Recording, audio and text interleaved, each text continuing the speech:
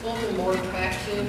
We're going to have to bring incentives, and maybe include an incentive for industry to locate here. This new I-69 is coming through. There's lots of opportunities there. And the railroad is another opportunity, but we need to do whatever it takes to get jobs here. If we have jobs here, people will relocate. That moves now to Robert.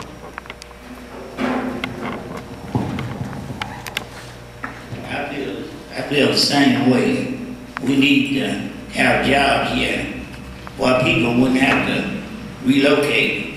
Because if we got people here that graduated from these schools, high schools, they got a whole lot of quality in order to go to work at different places.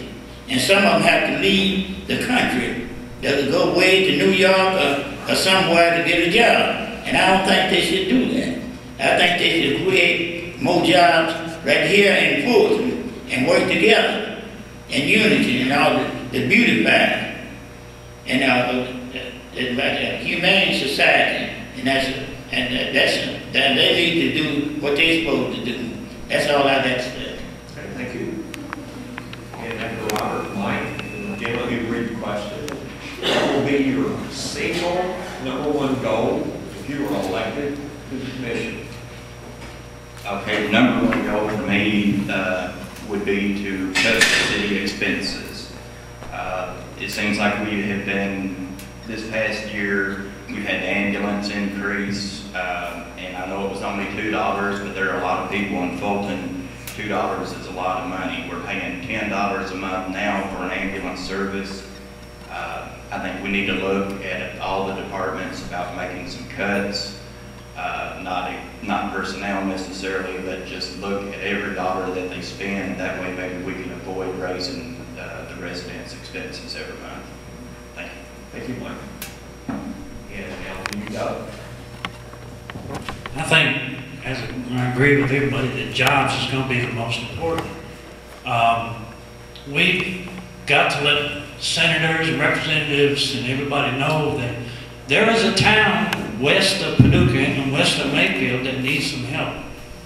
And you hear on the news where Paducah got $2 million for a river port or $2 million for a river project. But what about the city of Mayfield, the city of Water Valley, Fulton, and all them? It's kind of like they forgot when Paducah stopped that the Kentucky line doesn't stop there; it goes all the way through. You've got to know it's a cutthroat business out there.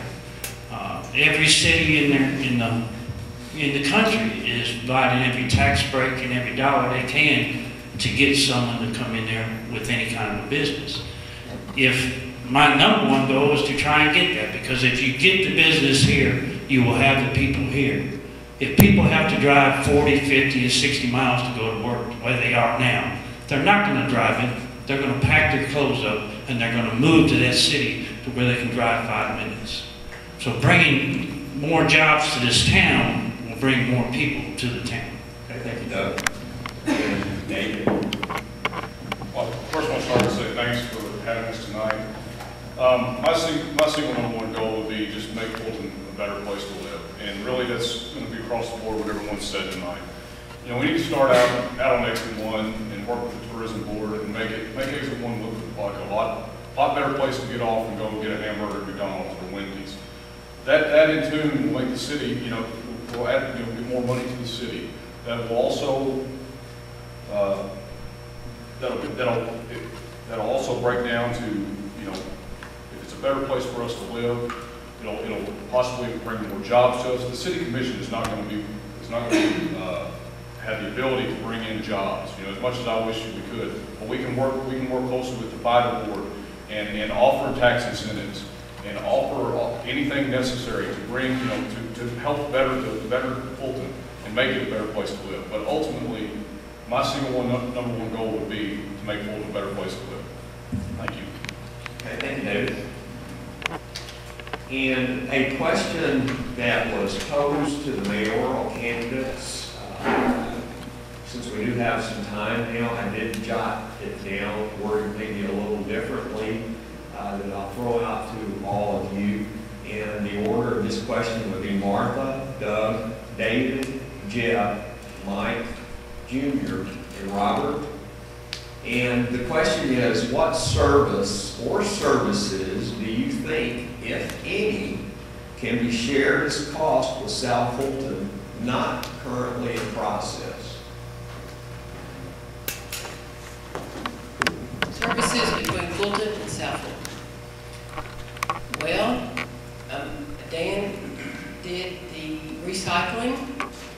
We share the ambulance with them now. We could share the Humane Society and the animal control. That would be one. We could share, and we will share, the industry recruitment with them. And anything that South Fulton would like to share with us, I hope that we would be open to their suggestions.